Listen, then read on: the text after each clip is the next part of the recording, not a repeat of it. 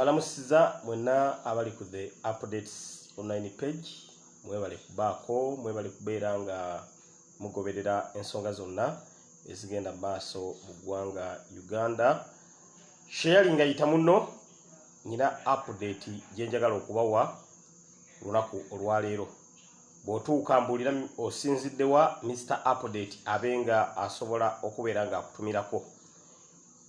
Bw'otuuka mbulira Mr. Update nze nsinzidde wano mbenga nkutumirako ate then oluvannyuma ennyo nja kubeera nga ntandika okubeera nga mbaweereza.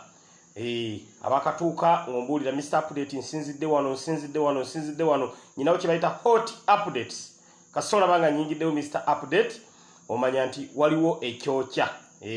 Naye nga kyenjagala okumanya network musoke mumbulire yo erikiriya sofa mukyali batono nnyo njagala tuwere enamba nga nnene Mr. Update nsobola okubeera nga ntambula. Rogers Jemba onge Mr. Update ntuuse Amina. Tulinda ongambye live from Lukungiri abe Lukungiri tubagala nnyo. Zawedde Judith ongambye Mr. Update tukwagala nnyo. Anyuno angambye Semwanga angambye Mr. Update I need your help just inbox me nja kuba ngezaako okulaba nga nkwasaganya mu ngeri emu oba mu ngeri endala. Farida Davis ongambye weetuli nnyo Mr. Update. Don Naka angambye live from United States of Kawempe.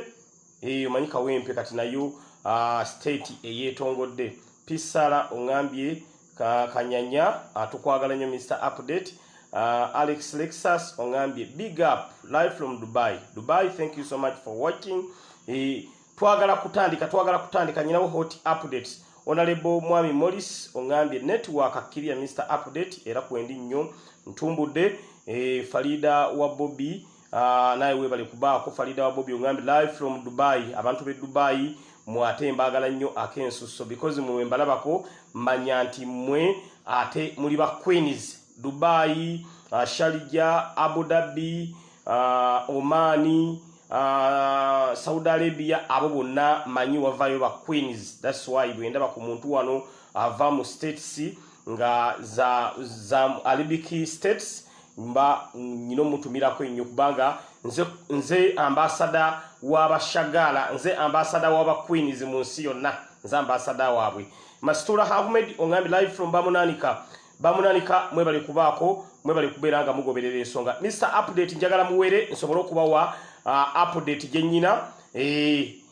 Okero Oliem update leero gyennyingiddewo nayo nenga nebaza mwenna baganda baffe abakola omulimu ogw'amaanyi ennyo okubeera nga mulwana muganda waffe ayitibwa Edmaster abenga asobola okuyimbulwa. Nabagambye olunaku olwajjo temuddamu wano siddamu okulaba wano agamba nti teacher ekigambo teacher nakigobye. Nabagambye Edmaster yali mu mbeera etannaba kutegereka bulungi gwe tukyalwanako okulabanga avambu wambi naye nga ekigambo kye bayita teacher nakigobye Mr. Update. Njagala kulaba wano kigambo Edmaster oba director kubanga mu ssomero muba director ne Edmaster baba kurusho nnyo mu kutambuza kw'essomero. Kakati obudde buno Mr. Update nabagambye saagala kuddamu kulaba kigambo teacher. Njagala mwe free Edmaster kyokka oba director awo nja kubamba tegeera. Munnange kintu sabo tulina okubeera nga tukambuwala kati Mr. Update nakambuwadde Edmaster. Sikyayagala okulaba kigambo teacher nakigobye either Edmaster oba director. Twadigambye principal ne principal mu nsi yonna ali omu bamuyita Robert Kyagulanyi Ssentamu president wa Uganda eyalondebwa. Ekyo kati sisobola kyo kikkiriza akaate na kyera muntu yenna. Principal mu nsi yenna tulina bamuyita Robert Kyagulanyi Ssentamu yekka gwe tulina. Headmaster ye Fred Kajubi Lumbuye, director Fred Kajubi Lumbuye yekka ye principal ekyo kyo kya muntu president wa Uganda yalondebwa. Nolwekyo mwongere okuwera Mr. Update ntandike nako lwaleero wabaddewo cabinet meeting etudde. Cabinet meeting onako lwaleero etudde buli lunaku lwakusatu ba ministers ba Mwai Museveni batuula ne babaako ensonga ze boogerako naye olwaleero mu cabinet meeting etudde Mr. Update omanyi kati muganange okuva lwe embeera bwe yatabukamu drones kati Mr. Update nze nziina drone mbudde buno nze nziina zigezaako okumpa amawulire agambuli nsonda drone nze nzirina bwana bakomyeyo mukama wange nga ze Headmaster nga mugamuzeeyi drone nze mbadde nzikozesaako kati ziizo naye mu budde buno Mr. Update yalina drone kati gwayagala drone mba nkwazikako bwazisi drones nze nzirina kati drones amawulire gezimpadde agabadde mu cabinet meeting etudde olunaku olwaleero omubadde ba minisita ba Museveni nga ne mwami Okero Oryem mwabadde gali bwe gati njagala okubatuusaako Okero Oryem ba minisita banne bamuvunaanye okuwa amawulire ag'obulimba era ne bamulagira mu bwangu ddala akole kye bayita public apology yeetonde olw'okubuzaabuza ensi n'okuvaayo n'awa amawulire ag'obulimba ku Headmaster buli minisita abadde awanika omukono okwogera ng'agamba nti bannange ono yatuswazizza nnyo okukakkana muganda waffe Okero Oryem bana the hunter is now the hunted ne gamubuguma n'asattira ne yeegayirirawo baminisita babeegayiridde bane mu nsonyiwe embooko ziyitiridde ne bamugamba olina okukola kye bayita public apology okuwa amawulire ag'obulimba era bw'ataweerwa akalimu kano ke baakamuwa aka minisita wa foreign affairs kandi muyita mu myaganya gy'engalo drones nze nzirina obudde buno drones nze nzirina naye agava mu kabineti omusajja gwe bayita Okero Oryem alya bisembayo nkugambye bw'ataweerwa mwandiraba kye bayita kabineti reshuffle mu bwangu ddala mwandigiraba olw'okuwa amawulire ag'obulimba n'olimba ensi because minister ekigambo kyo kiba kikulu nnyo bw'otandika okwogera ebigambo nga tebikwatagana ensebe ekwewunya ate nawo Mr. Update engeri gye nti drones nze nzirina awo nkyaliko kiggula luggi nenze engeri Headmaster gyakozesa kiggula luggi nze ngera kiyita kisamba luggi ndi ku kisamba luggi kuba kati zino enzigi nsamba nsambe nange nenzija y'amawulire nsamba nsambe nenzija y'amawulire ndi ku kisamba luggi kisamba luggi kiri kiggula luggi kino kya Mr. Update kisamba luggi nkyali ku kisamba luggi Okero Oryem eyamwalula esiiridde munango manyo musajja agenda n'abawo ebifo ne bafuna excitement olw'okuba afunye ekifo munango omusajja nga gyayogera bitakwatagana yagenda ku media center ekyo kifo tukirespectinga nnyo kubanga ekifo ekyo ebintu byonna ebyeggwanga we byogererwa press conference we bazikolera naye omusajja n'ayimiramba n'amawulire n'agamba nti zinaagenda okuwera ssaawa 9 omusajja agenda kuba atuusiddwa wano yagamba 9 ez'ekiro 9 ne buziba ne bukya ne buziba ne bukya ne buziba ne bukya n'okutuusa olwaleero talina kyagamba ggwanga wabula okugjako yafunye olusunguyira n'olwekyo tukyali ku kisamba luggi kiri kiba kiggula luggi Mr. Update ndi ku kisamba luggi kwe tuli kati n'olwekyo drones zirehese nti Okero Oryem bw'ataweerwa akalimu kalige era temwewunyanga mulabye cabinet reshuffle mu wiiki eno egenda okutandika ne Monday ne mulaba reshuffle nga Okero Oryem ekifo kye kijjuzibwa bamugee nti naye wayi excitement yali yaki otuka okuvaayo olimba eggwanga nga mugenda okuleeta omusajja era nga yali nnyedda bwe bamuleese dda ng'ate olimba sharing live video eno amawulire gendi mu kubawa mawulire gabadde mu cabinet meeting etudde olwaleero era ba minister bonna bagambye Okero Oryem akole kye bayita public apology era budde bonna bwe yayogerera ebigambo ebyo anatera okukola kye bayita press conference wali ku media center addemu ayogere nga yeetondera eggwanga okulimbalimba because ebigambo bwe byatwalibwa nnyo bannamawulire ne babiwuliriza kumbe ebigambo byali bya bulimba n'olwekyo bamulabisizza nnyo ekyo kye kibadde mu cabinet meeting etudde olunaku olwaleero ebadde mu State House Mr Update drones nezindeetera era yensonga lwaki leero byentandise nabyo mu Kisamba Luggi. Tukyali mu Kisamba Luggi, Kisamba Luggi mwe tukyali kati. Muganda wange mu Kisamba Luggi mwe nkyali kati. Amawulire genjagala amalala okubawa omanyika twakyusizaamu update ezettake tetukyaziba wa deep tubawaako kungulu lwaki because twategedde nti bano abasajja engeri gye batalina information babeera nnyo ku updates kuno nga banoonya okufuna information n'olwekyo ensonga za muganda waffe Headmaster zikyakolwako era zitambula bulungi nnyo wabula kyensaba temuzikiza abantu abali mbitundu ebyenjawulo mu nsi ez'enjawulo nga waliyo embase ya ttake mugende maaso n'okulaga obutali mativu bwammwe buli embase ya ttake weeri mugende maaso n'okulaga obutali mativu bwammwe newankubadde ensolo ku kizigo kweri n'ekyessaagala mukomye kwe kuzikiza njagala amawulire gasigale nga gagenda maaso nga tugabaweereza ate nga nammwe bwe mwebereramu okwongera okulaba nga embassy zezo mugendayo mulago obutali mativu bwammwe nebaza mwannyinaze Patricia Sewungu oyo ankoze bulungi nnyo okuva lwe bakwata muganda waffe Lumbuye tazikizanga omulimu abadde agukola bulungi nnyo okwongera okulaba nga buli kimu kitambula bulungi nnyo n'olwekyo abantu abe UK abantu b'omu America Boston mbebaza abantu b'ettake namwe tubebaza ne tiimu eri ettake y'abaloyo omuli Council wa Mary omuli ne Council wa Mary ne Honorable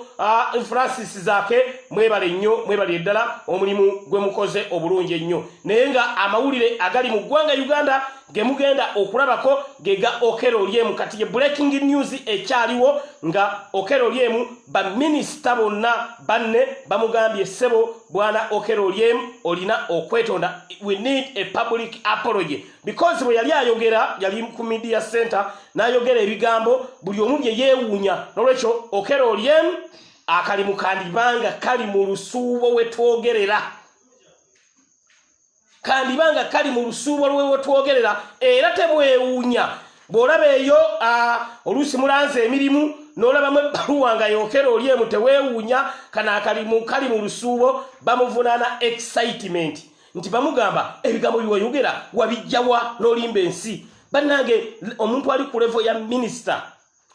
level ya minister ekigambo kyo kyoyogerwa ensi ekiwulira nnyo ne lwaki otuuka mu mbeera eyogera ebigambo nga tobyekakasa eyogera ebigambo nga tebikwatagana n'olwekyo Okero Oryemu eyamwalula esiridde oluvannyuma lw'aba cabinet ministers okubeera nga bonna bamukyusiriza enkoona ne bagamba ti omusajja ono yatulabisizza nnyo kaakati baminisita bamaze okwogera Bosco ayogedde bw'ati sharing ayita muno njagala bawa Bosco Limaxi ye badde etya nga ba minister bamaze okwogera tuli ku Kisamba Luggi kada baba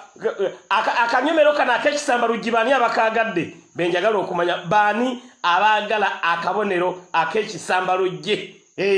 kasokenda bani abagala akabonero ak'Ekisamba Luggi mbabulire ekibadde mu cabinet nga ba ministers bamaze okwogera bonna bamaze okupininga Okero Oryemu okubeera nga yawa amawulire ag'obulimba kiki ekidiridde nga Bosco olwo naye awali Maxie mu mbeera ebadde mu State House mu cabinet meeting ebadde yo lwaleero tukyali ku Kisamba Luggi kandabe bani abagala akabonero kana ak'Ekisamba Luggi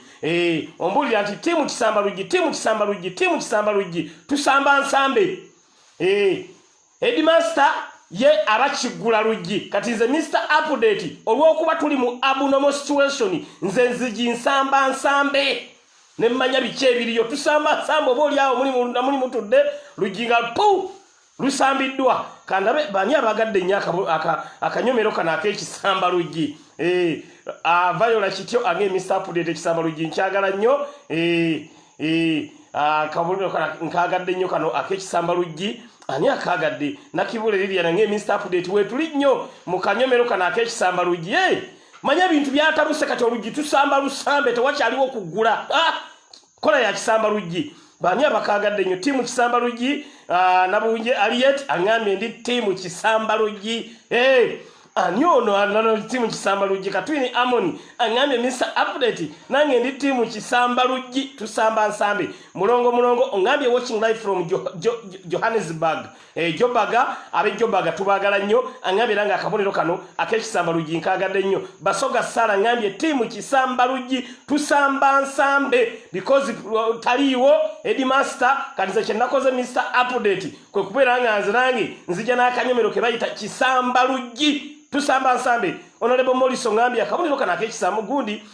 akanyomero akana akekisamba luggi nkagadde nnyo njagala muwere Mr Update mbawe limaxi ya Mwami Museveni ku cabinet meeting egenze maso bonna nga bavunana okero lyem okuberanga yafuna kibayita excitement nawa amawulire agobulimbe eryegwanga nti omwami gwe bayita headmaster ali mu gwanga Uganda nga akimanyide ddala nti alimba ennyongeza angambye Mr Update akanyomero kana kekisamba luggi tukagadde nnyo Amina mwebale kukagala na chance joyo ngambye kisamba luggi timu kisamba luggi mwebale kubako nzigi tusamba nsambe Betty Sonka ngambye timu kisamba luggi Mr Update Amina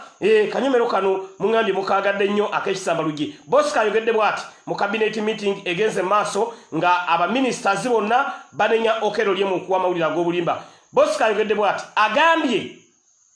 agambye okero olyemu singa kizuulibwanga byayogera ddala byali bya bulimba ddala nga yawa amawulire ag'obulimba ery'eggwanga n'atuuka okulabisa gavumenti ya Mwami Museveni boss kagambye tayina kulonza ekifo ekyo agenda kikolamu kye bayita replacement. The hunter is now the hunted. Omuyizi kati yayigibwa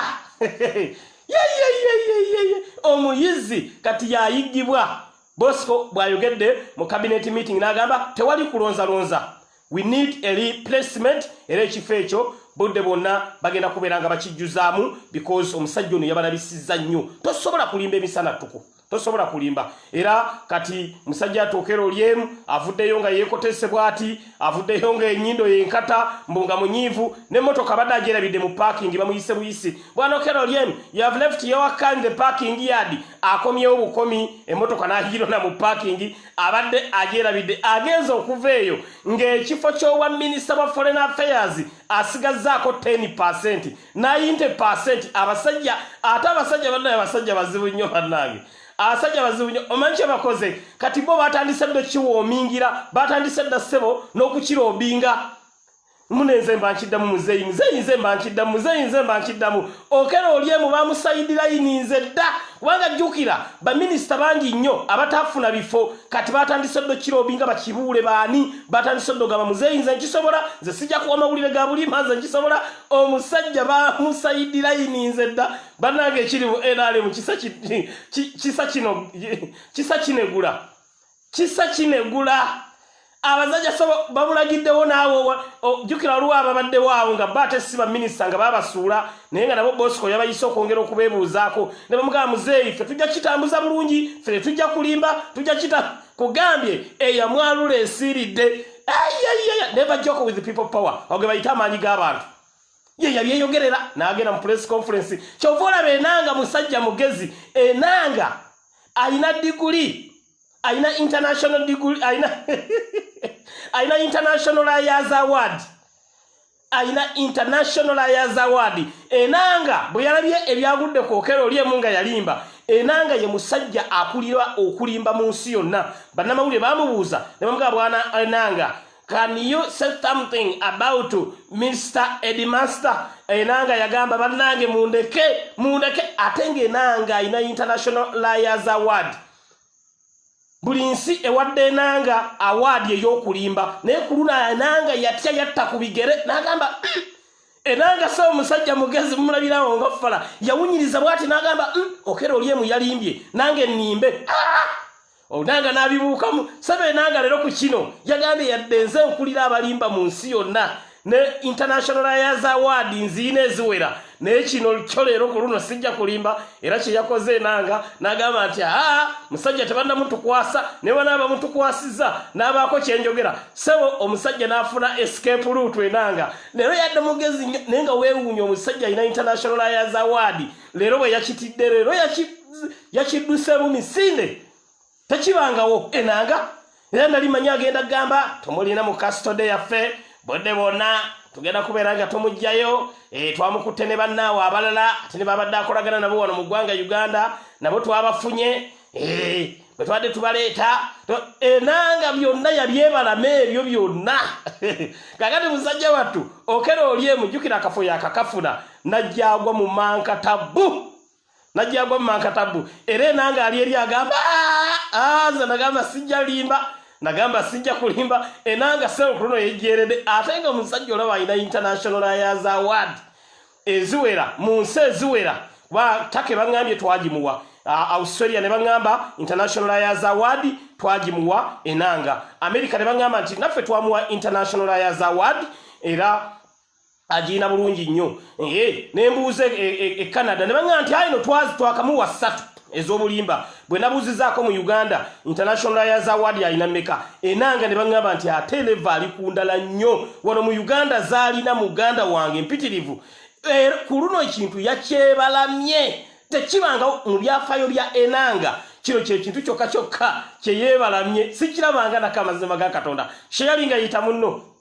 omusajja alina International Lawyers Award kino nakyesonyiwa kati musajja wattu Mr. Excitement okero olyemu ye yaluguddemu kale nanga ali eri aseka agamba nze nagamba sijja limba okero olyemu ensonga zazeemalire kakati bato era kati okero olyemu yamanye enanga anamuyambako mu kulimba enanga alina embuuka gye yabuuka mu kintu eya science etabangawo enanga yagamba ebyo sijja birinda kati singa n'ekifo ky'enanga nakyo budde bwonna kati singa banoonya mwogezi naye ye mugezi yakibuukamu n'agamba songa z'edimanstezo bw'ozigendako obubi ziyinza okusula kati n'enanga singa obudde buno naye ali katebe kamwokya naye enanga seba ali eri mulelukya yatumizza naganze nagamba sijja kulimba yembeera eriwo abali ku the updates online page tukyali ku kisamba luggi sharing live video eno never joke with people power munange tewali yabagamba kukwata edimanster tewali yabagamba mwakola ensobi y'amaanyi nnyo bwe bakutendanga okukomaga tokomaganga nsambya mwe mwejja ne mukwata edimaster ne tubalabula ne tubagamba ne mutu gwe mukutte mu mumanyi kati olengera okera olyemu entebe eyuga kati okera olyemu anaatera okujja yeegayire bannayuganda bannage mu nsonyiwe akafo kanzirire mbwe enjoka zisala okera olyemu enjoka zimusala mbwavudde ge motoka mbabadde agirese mu parking bamuzizza buza ne mugaba Mr. Okero Liem you have left your car in the parking yard mbuna alyokaddayo musajja wattu n'amaanyi agagisimbula nga tagalina bamuleseeko buleesi tukyali mu kisamba luggi yembeera egenda maaso abali ku the updates online page nga mbaweereza okulaba ng'ensonga zonna muzitegeera ensonga z'edimaster zikutte wansi ne waggulu tiimu yaffe y'abaloya egenda mu maaso n'okukola omulimu omulungi ennyo okulabanga muganda waffe edimaster ava mu kaduukulu Mr. Excitement ebintu byongedde okumwonoonekera oluvannyuma lw'ekifo kye bagenza okuva mu cabinet meeting nga bamaze okuteekayo okusaba kwabwe okubeera baminisita ba foreign affairs be bano wammanga sharing ayita munno baani abakateekayo okusaba kwabwe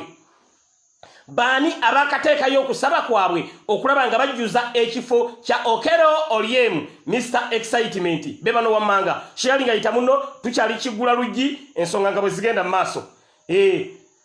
tukyali ku kisamba luggi ng'ensonga bwe zigenda mu maaso Kibuule ataddeyo okusaba kwe ayagala kubeera minisita wa foreign affairs ngajjuza ekifo kya Okero Olyemu Mr. Excitement oluvannyuma lw'okubeera nga yakoze ensobi n'ayogera ebigambo ebitakwatagana eri eggwanga ng'alimbira mu kamera ng'ensi yonna eraba Kibuule amaze okuteekayo okusaba kwe omulala ataddeyo okusaba kwe bamuyita Edward Francis Babu agambye muzeeyi nze sijja kulimba nja kwogeranga mazima Edward Francis Babu naye ekifo ekyo akisabye ng'agamba naye ayagala ajjuze ekifo ekibaddemu Okero Olyemu ani omulala akisabye ekifo kino kikyagenda mu maaso n'okusabwa abantu tubadde tuli awo minisita Nakiwala Kiyingi eyali minisita w'abavubuka jjukira yasigala katebe n'agamba nti muzeeyi I can be Olyemu's replacement oyo naye ekifo n'akisaba Okero Olyemu abaddeaho ng'atudde ng'agamba ndabaasiraba musajja yatumbwe ennaku n'ekwata abantu awo biyengeyenge bizze ayagadde okukaaba awo ate abantu amunambwe ennaku n'ebakwata tukyali ku kisamba luggi ekifo budde bwonna mwandira ba cabinet reshuffle munange embeera bwete bweri kasitoza nyinanga ku NUP kasitoza nyinanga ku comrade wa NUP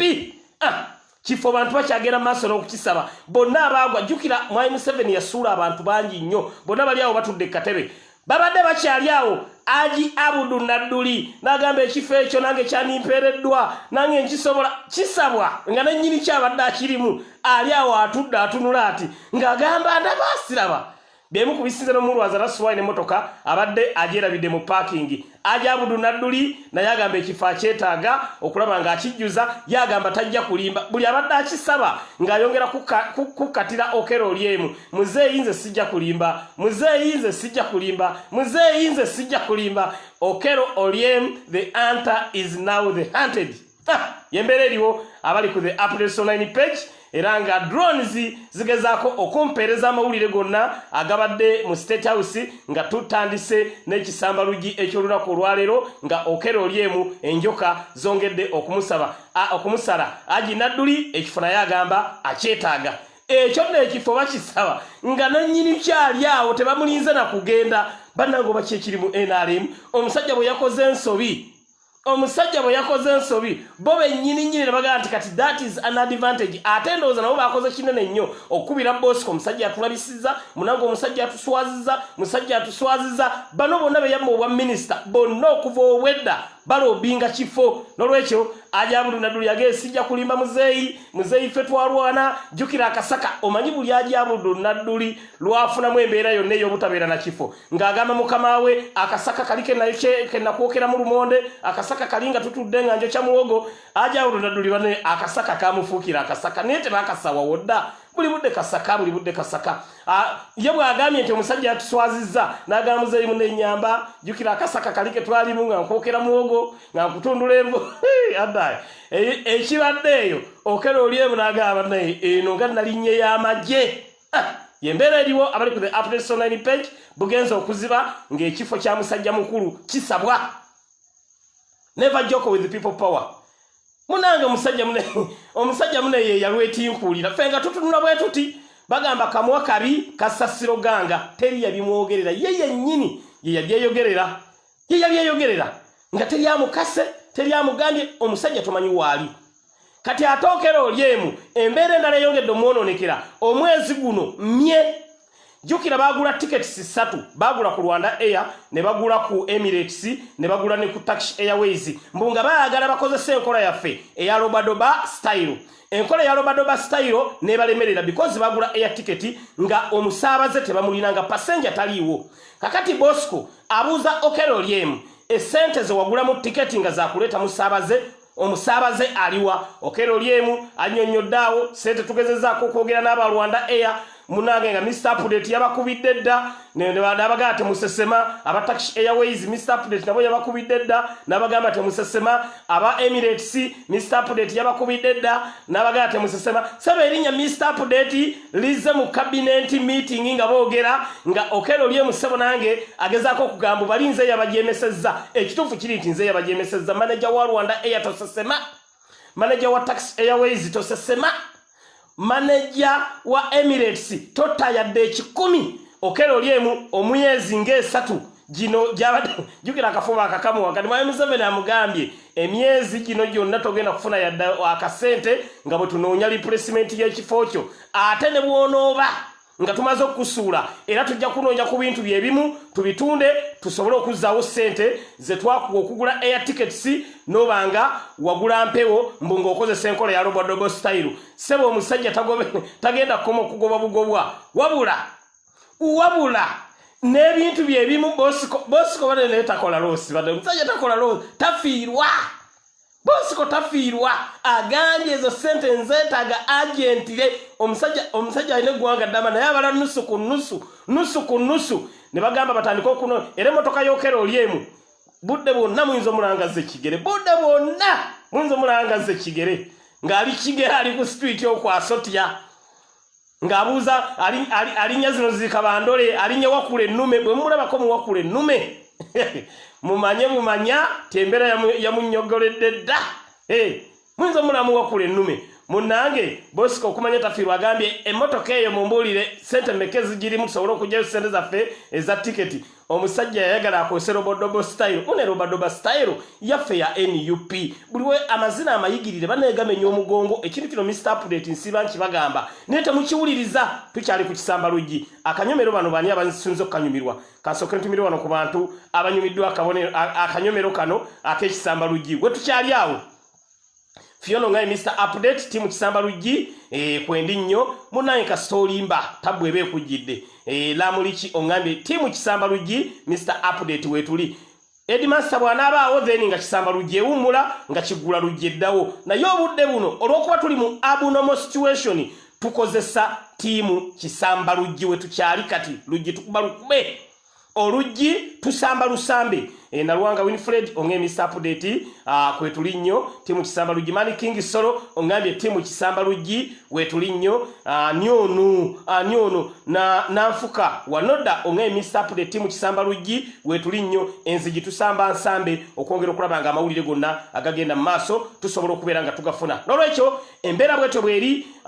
Headmaster waffe ebintu byongera kumutambulira bulungi because timu je twafrontinze omulimu egukola bulungi nnyo twakyusizaamu ensonga zino katuziyita ku ngulu tetukyagenda deep because twategedde nti bano ba enanga batalina information ba okero lyemu batalina information n'abamu ku ministers ba Mwai Museveni babeera wano okumanya tuzaako kike tuzaako kati kye twakoze ne tufunamu kye bayita kyekisize nti information yonna kati yonna tugyesigaliza tubawaako just 1% 99% ne tugyesigaliza mujja kufuna essanyu mujja kulaba lunaku lumu nga tugaabya wano nga tubagamba ti muganda waffe Fred Kajibirumbuye the Headmaster finally bamutadde agamawulire njagiretanga breaking news naye mbabuulira mazima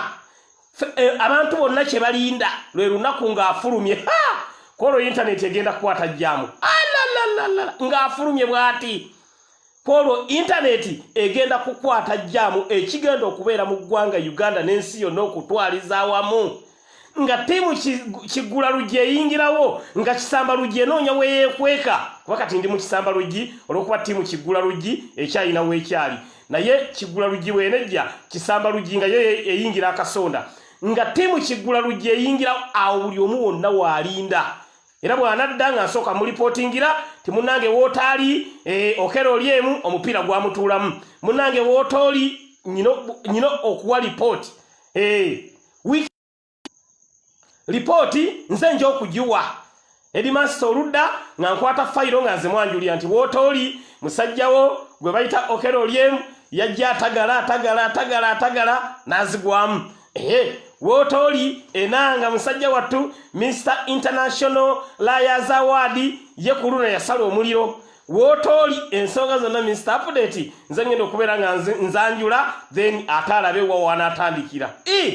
munange omanya omuntu obanga tobaddewo bw'ojjanga bakuwa fayiro nga bagamba nti fayiro kati kino kyekibaddewo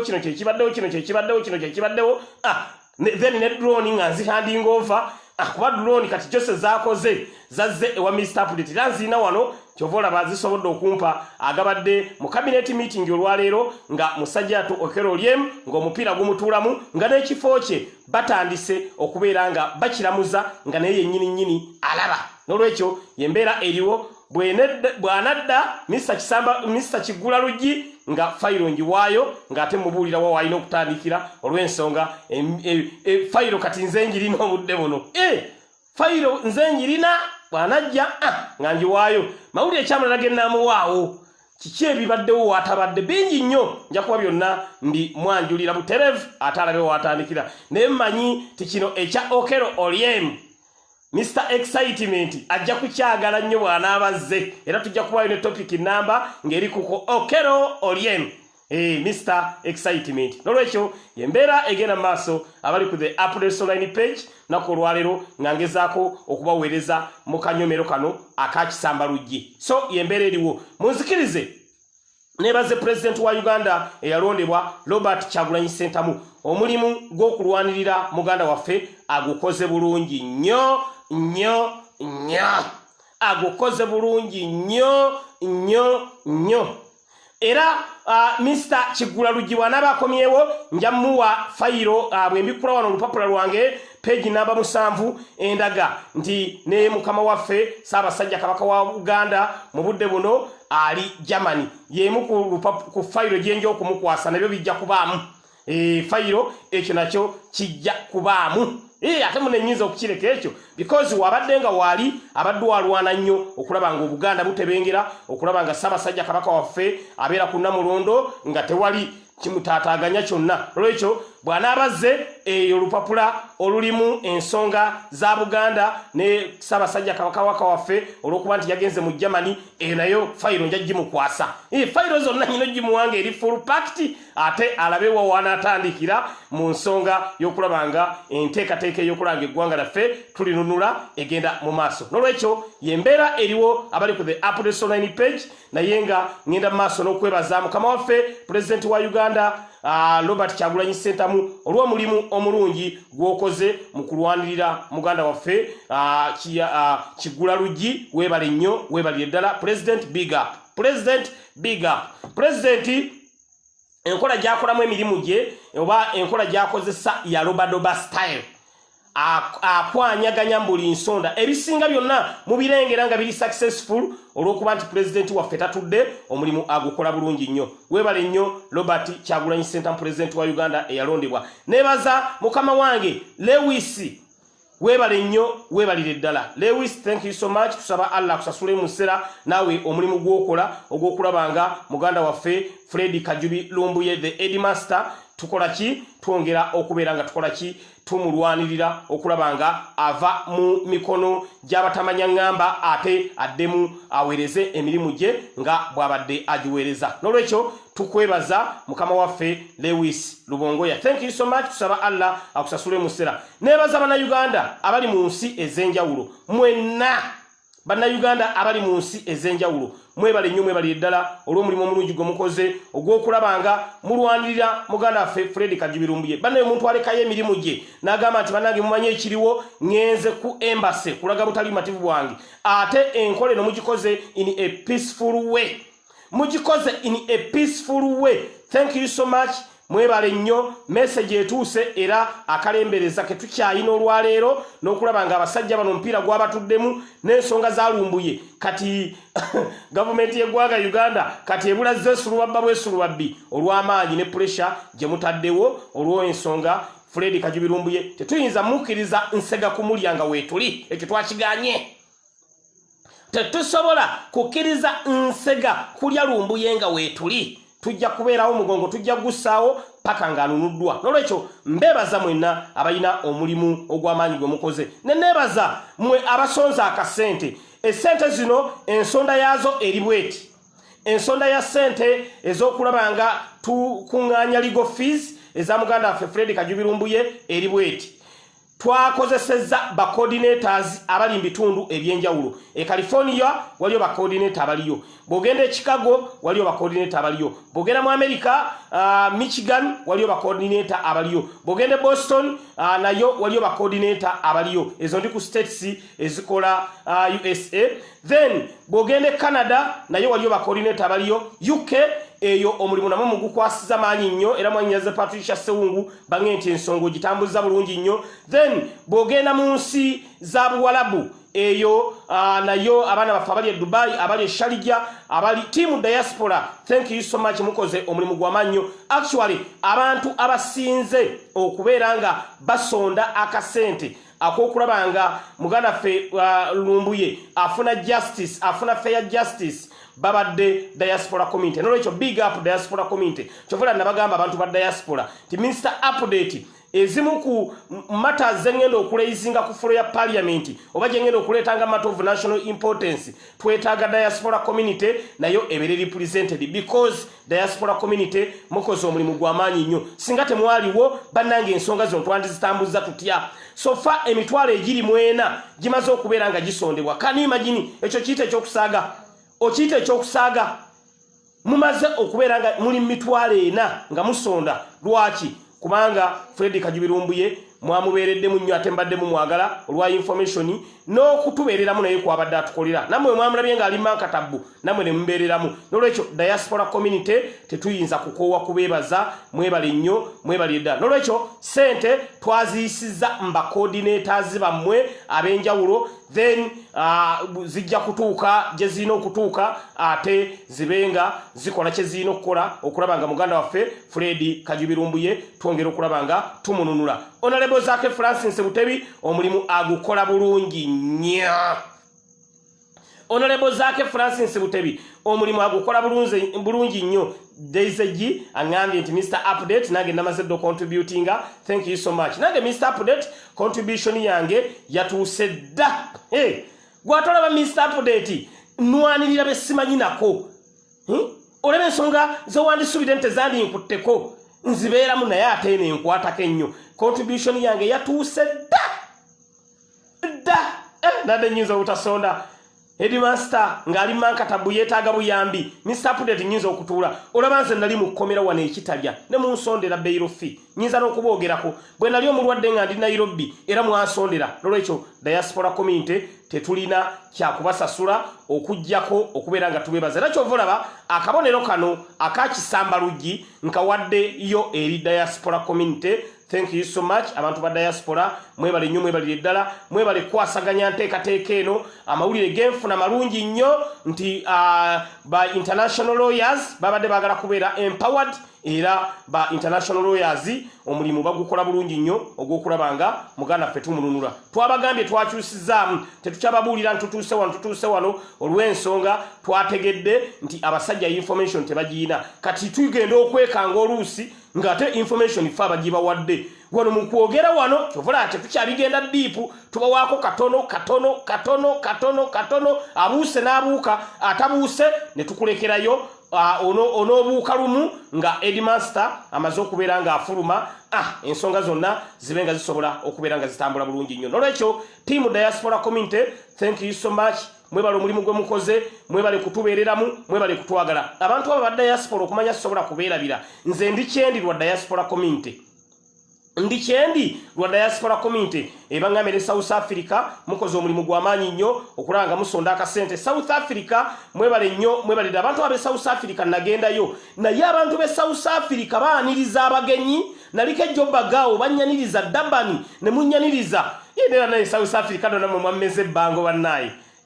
South Africa manche bankola Mr. Update bwe ntuuka eri nagenda tuka ku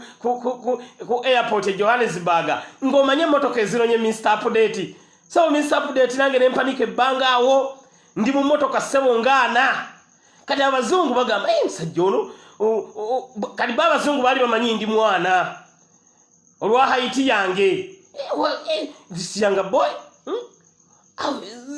bebu nyabazungu kati bote bamanyi ndi Mr. Update musajja mukulu nga bo balowooza Mr. Update mwana bwe nali Johannesburg abasungu bangamba mwana ono omwana yabayi kiki nga balengera mpanise bango NUP musobola okumeza omuntu ebbango so Mr. Update ndi mu motoka ana ndi makati nange ngena mpuuba kati babazungu basoka kulowooza nti mwana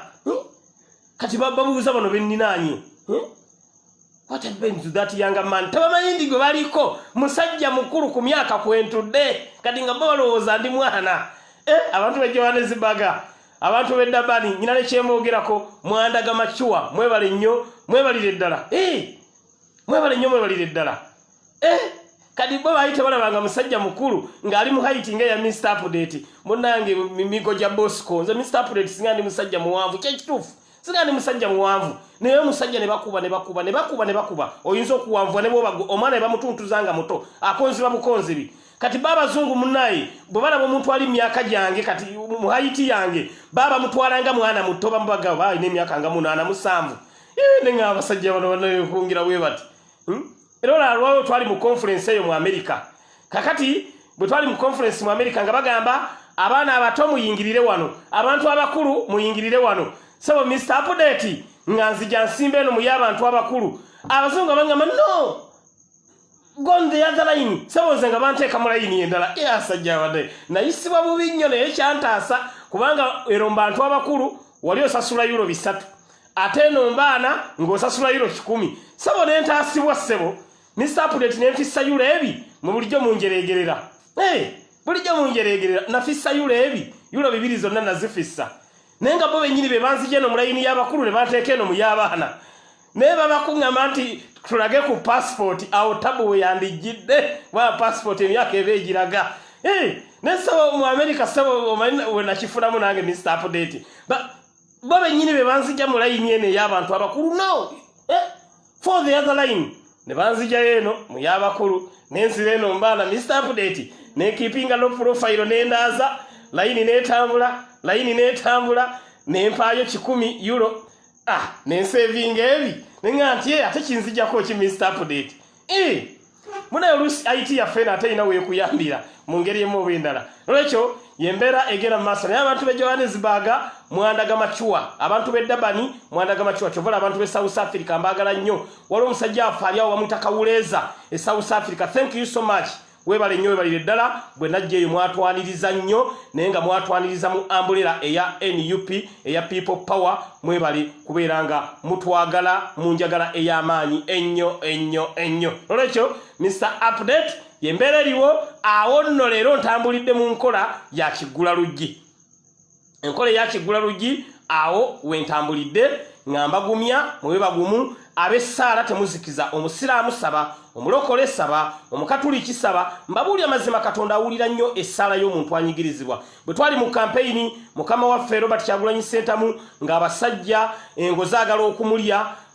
essaala ze mwasaba zaataasa nnyo mukama waffe Robert Kyagulanyi Ssentamu n'olwekyo abasiraamu musabe omulokole saba waliwo essaala esabibwa ekiro abantu bonna nga beebase ozukka ssaawa 8 n'otuula n'osaba bw'oba osaba togaana tteeka mu linnya libayita Fred Kajubirumbuye because Katonda awulira nnyo essaala zaabo abanyigirizibwa n'olwekyo kyenjagala okubeera nga mbategeeza ekirala nga tukyali mu Kisamba-Luggi bannange Twitter mwongere okugikonkona Twitter mwongere okugisamba mwongere okusamba Twitter nga tukyali mu kabonero kana ak'Ekisamba-Luggi oba mu kanyomero kana ak'Ekisamba-Luggi Twitter mwongere okugisamba kubanga buli lwo tweetinga noteekayo free Fred Kajubirumbuye #free Fred Kajubirumbuye the headmaster oba otukoledde omulimu gw'amaanyi nnyo n'olwekyo mwongere okugenda ku Twitter mulimu gukole ate nammwe aba embassies mwongere okugenda mulago butali mativu bwa mmwe mbabuli amazima muganda waffe tujja kubanga tukola ki tumulwanira benga ayimbula n'olwekyo mugende ku Twitter temuzikiza ekyo mbeegayiridde buli wogenda ku Twitter notekayo #free Fred Kajubirumbuye #Fred Kajubirumbuye mbabuli amazima agamaanyi nago gatuyambye nnyo okulaba nga ensonga eno eyongera okubeera ng'ensi yonna egitegeera n'olwekyo abo bwe bumu ku bubaka bwenjagadde okubeera nga mbawa oluggulo lwa leero n'okubategeeza wawe tutuuse n'okubawa update ya Okero Oryem nti embeera ya muddugaaliridde dda embeera ya mubijjiridde dda olw'ensonga ti Okero Oryem yayagala awe update yenfu n'egye byagenza okuggwera ng'ekintu kimutuddemu the anta is now the anted gemawulege mbadde njagala obbawa leero ntambulidde mu nkola ya Kisamba-Luggi sigenze deep olw'ensonga twakyusizaamu n'olwekyo mwebale nnyo mwebale eddala ababadde ku the Update online page waliwo nga Mr. Update kati video etandika ddi tukomye ku Kisamba-Luggi leero oluggi lw'ensambye lwokka